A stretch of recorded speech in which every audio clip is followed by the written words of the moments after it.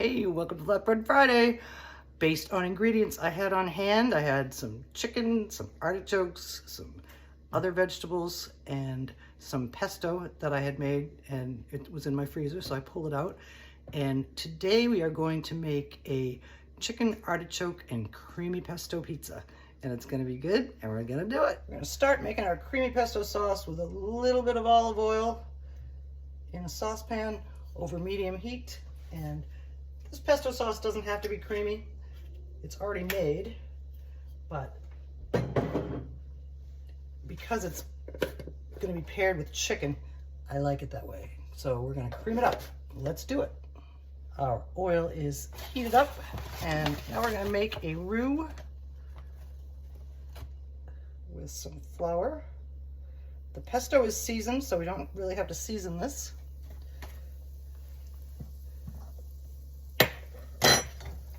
Stir it in, blend it in well, and this is what we will use to thicken our creamy pesto sauce. We've cooked it down for about a minute to reduce the starchiness of the flour, and now in comes some half and half or cream, and that should be enough. I hope it's not too much. We're going to change tools to a whisk. Incorporate that real well. We need to stir this constantly until it thickens up. We are quite thick. It almost looks like mashed potatoes.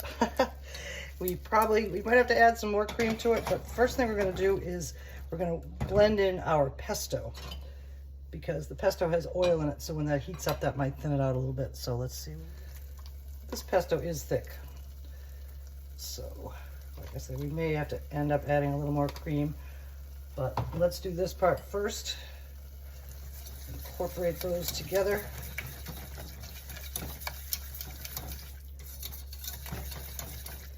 And let the pesto get heated up, because if the oil's gonna exude, then that might make the sauce. But this is a substitute for pizza sauce, so we don't want it to be too thin like a pasta sauce. We want it to be more like a tomato pizza, not pizza, tomato sauce.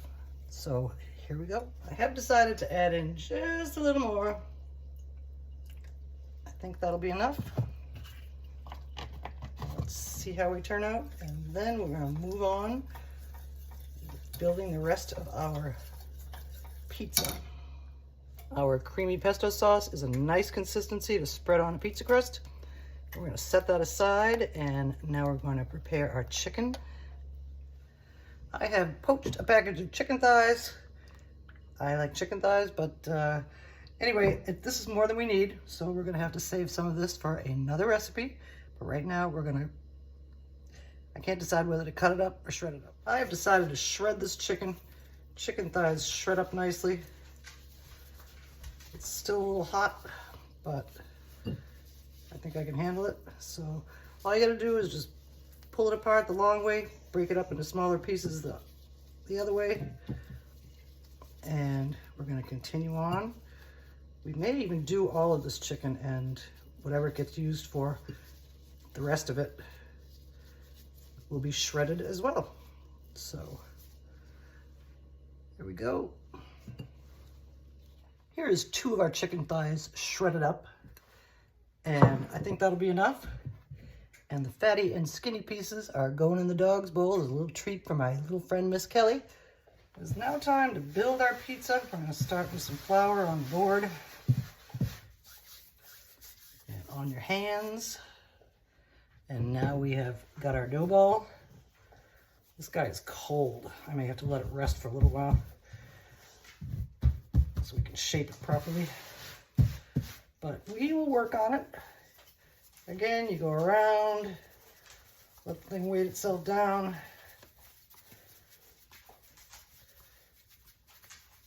And then you hit up the middle and stretch it out to the edges.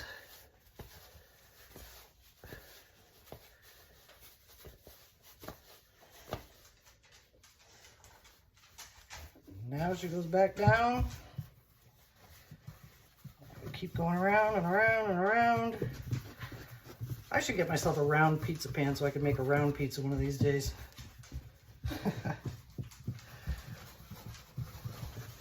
All right, we're gonna continue to work on this. Our dough is in place. Our oven is preheating to 450 degrees.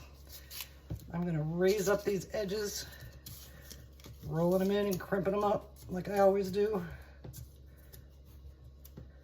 Sorry about the arms. Our crust is shaped, crimped, and ready to go. Not quite ready yet because the first thing we gotta do is aerate it. Keep it from puffing up in the oven. This dough puffs up a lot. Now we're all poked up and let's get building. First thing that's going on is our creamy pesto sauce. It is a nice consistency and the flavor is really good.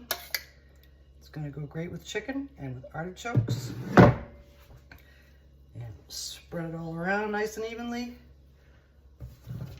Our sauce is on, evenly distributed. And next thing that comes is our chicken. It's gonna go under the cheese like it always does. I don't know if I'm gonna use all this, but let's spread it around and see how it goes. Our chicken is on. I didn't use all of it, but we're very well nicely covered. And next thing comes a sprinkle of shredded mozzarella.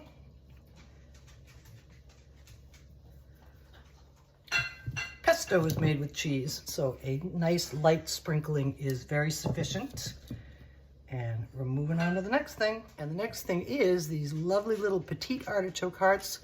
And I'm gonna cut them in half, but I wanted to make sure they were very well drained before I did, so it didn't sog up the pizza too much. So we're gonna take these and just slice them in half this way.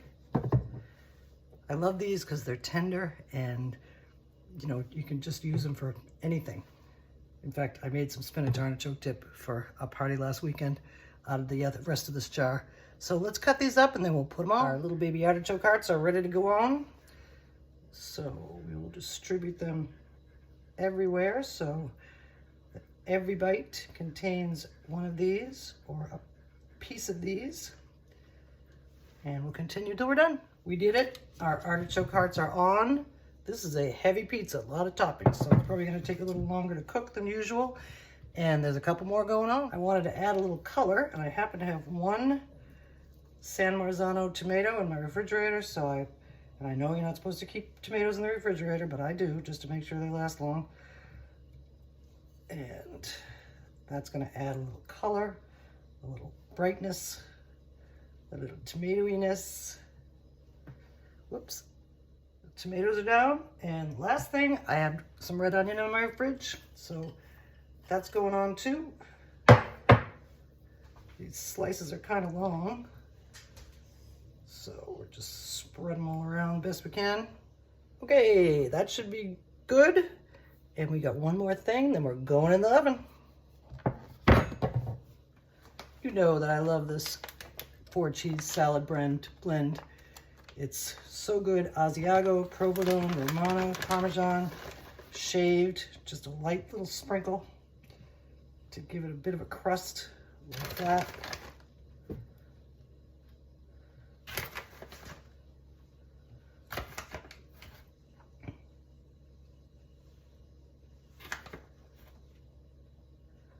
And we are ready to go in.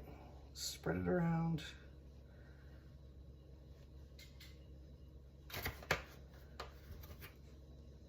And I think this will be good. So it'll take about 20-25 minutes or so. And by the way, before we go in, here's what it looks like uncooked. The next time you see it, it will be cooked. Our chicken, artichoke, and creamy pesto pizza is out of the oven.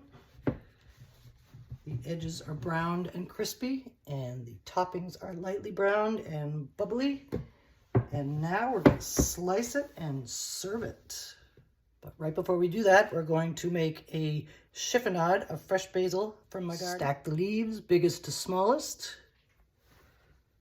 Then roll them up like a cigar.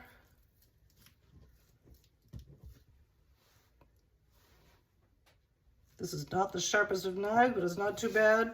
Then you just draw your knife through. We've done this before. I think basil presents so nicely this way. Beautiful little curly strips.